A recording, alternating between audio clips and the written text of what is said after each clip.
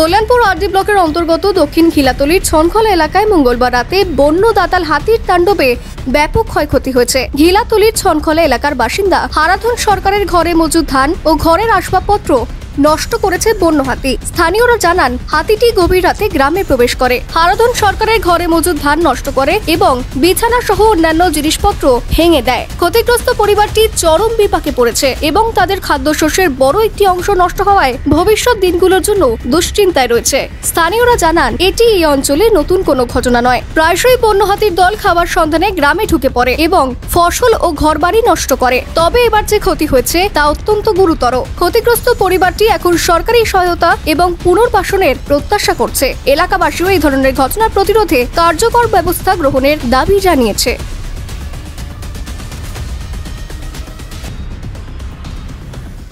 যে একটা কষ্ট তাই আমরা না 8টা 9টার সময় তাই আবার রাতে 12টার সময় তাই, এটা তো আর কোনো আর কোন সময় কিতা হয় এটা তো আমরা ইয়ে নাই, এটা অবশ্যই আমরা উড়ি।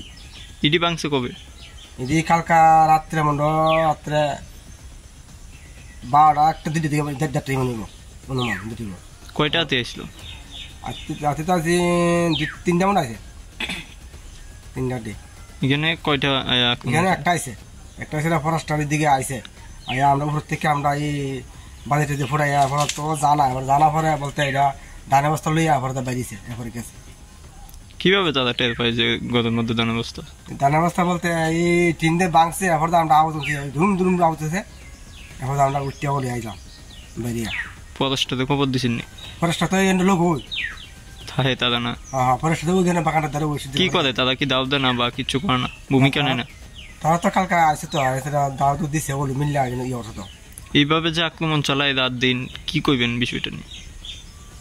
বিষয়টা বলতে না, আমরা ক্যাম্পে চলুম, আমরা কিতে আমরা তো এটাতে একটা ব্যবস্থা করতে পারবো না। তারা তো ব্যবস্থা না করে আমরা কি আর থামা দেবো? ওখানে ধান মন লাগছে বলতে ওখানে ধান উঠাইতে যে আজ কত মনে আইব যে অবস্থা, যেটা তাহলে মতো না আমরা যে একটা অবস্থা করছি। আমরা এদিকে মানুষ কৃষিকাজ করে বলতে এইটাই আমরা আসি মোটামুটি লিয়া এই সমস্যাটা চাইছি। অন্ত আমরা দেখেন বাসনের মতো না, এই জায়গা যে একটা জায়গা সবজি তো নষ্ট করে নাকি?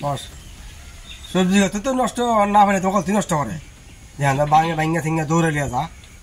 তা আমরা কি বাসন লাগে বলি আমরা দৌড় দিতে দেখলে এটা তো সরকার এটা ব্যবস্থা না করে আমরা ক্যাম্পে কিতা করবো?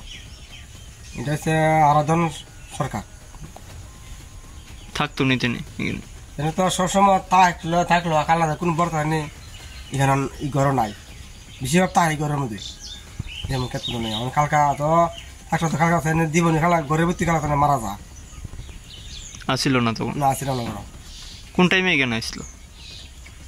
যেন রাত্রে যে আইসে মনে 12-1টার দিকে সময় আইসলো, দাদু থাকতো বাড়িতে গেছিল গা। এরপরে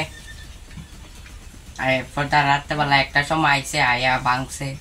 কে থাকতো? দাদু। কি নাম? হারাধন সরকার। কোন জায়গায় থাকতো? না দক্ষিণ জেলা ছনখলা। বাড়ি কি আরেকটা আছে? ভাই আরেকটা আছে। ও, ওইখানে আসিল গতকালকে রাত? কি হয়েছে কালকে রাতে? কালকে রাত্রে 1টার সময় আয়া এদিকে ভাঙছে, চুর করছে। কে ভাঙ্গে এটি হাতি? ধানের লেগা। কয়টা আসলো হাতি? 2-3টা আসলো। কিতা কিতা নষ্ট করছে? ঘর নষ্ট করছে, তো